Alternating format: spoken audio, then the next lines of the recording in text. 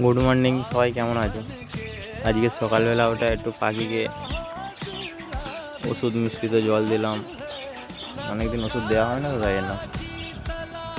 প্রথমে জল নিয়ে নিলাম পরিমাণ মতো, মানে একটু অল্প পরিমাণেই জল নিয়েছি, কারণ ওষুধ জল বেশি দিলে ওরা তো খেতে পারবে না, নষ্ট হয়ে যাবে।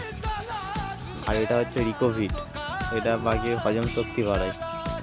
এটা যে কটা পাখি থাকবে প্রত্যেক পাখির মাথা পিছু 1 ফোঁটা করে দিলে হয়ে যাবে। আমার বেশি পাখি নেই, তাই না, আমি 10-15 ফোঁটার মতো নিলাম। অল্প পাখি বাড়াবো যদিও। আর এই কাপটাই নিলাম, এটা হচ্ছে মাল্টিভিটামিন একটা।